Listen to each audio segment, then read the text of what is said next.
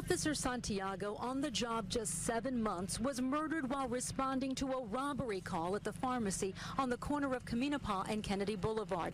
His mother is overwhelmed with grief. My son was 23 years old, and he was a good boy, and he didn't deserve to get a bullet in his head. Investigators say the officer was ambushed. There was no robbery. Instead, authorities say 27-year-old Lawrence Campbell was waiting inside the pharmacy after knocking out a security guard in front of the store and stealing his weapon. He allegedly shot the officer as he got out of his cruiser, and minutes earlier, officials say, bragged about his apparent plot to a driver fleeing the parking lot. He told the individual to watch the news later that he's going to be famous. We are faced every day, every single day, with controversies. Some more often than not are completely contrived and have no business being the stuff of discourse. We as a nation and as a people must confront what makes us not only human but civilized and thinking rational people.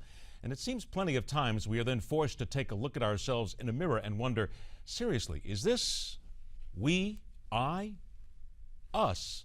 Is this what we are and who we are as a people? It's heady stuff indeed. Some of the questions facing us include what we talk about here every day. What is it that really drives the immigration crisis? Why can we not agree on a single course of action for where we are going as a nation, much less a civilization? How can we emerge from this black hole of neither wanting to nor being able to trust anyone in a position of authority? And why is it we cannot seem to, at the very least, attempt to prove we are a nation worthy of being in a leadership role around the world because of who we are at our very core? Melvin Santiago is 23 years of age, a cop in Jersey City, New Jersey, just another young person who for some reason found the desire to serve the public. For some reason, one that many times we need to thank them for without hesitation. The ones who put their lives on the line for people they will never meet, people they will never know, and those who sometimes deride them for being part of that law enforcement community. He responded to an armed robbery report at a 24-hour drugstore just after 4 a.m. 27-year-old Lawrence Campbell was inside that drugstore. Police reports show he went into the store, beat up an armed guard, stole the guard's gun, then just waited outside for police to show up. While he was waiting, he apologized to a customer for his conduct, told her to watch the news because he was going to be famous. As a matter of record, Campbell was a known felon linked to a prior homicide in Jersey City. Police and the people who knew him already understood this was a bad guy. 4 minutes later, Santiago and his partner pulled into the parking lot. They never saw it coming. Campbell shot at close range using the gun he'd stolen. A second police car arrived on the scene. Campbell fired 3 more shots into that car. Officers responded. Campbell didn't survive. Santiago was not long after pronounced dead at the Jersey City Medical Center, where fellow cops had gathered to offer moral support and simply to be there. Santiago had only been on the job since December of last year. Now, that was Sunday.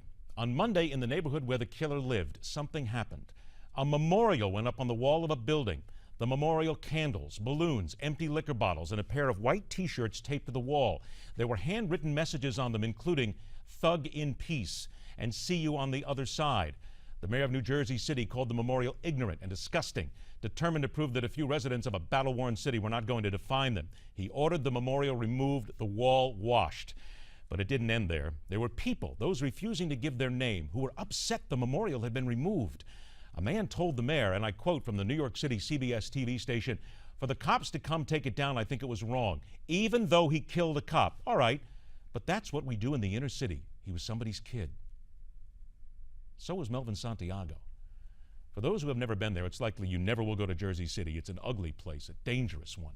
The national median for violent crimes per 1,000 residents is 3.9. In Jersey City, 7.3. The national median shows about 39 crimes per square mile. In Jersey City, it's 344. In the crime index ratings, with 100 being the safest, Jersey City's at 26. Over 7,300 violent and property crimes in Jersey City. Melvin Santiago is just one young man, one life, snuffed out by a callous criminal who cared nothing for his life nor those of others.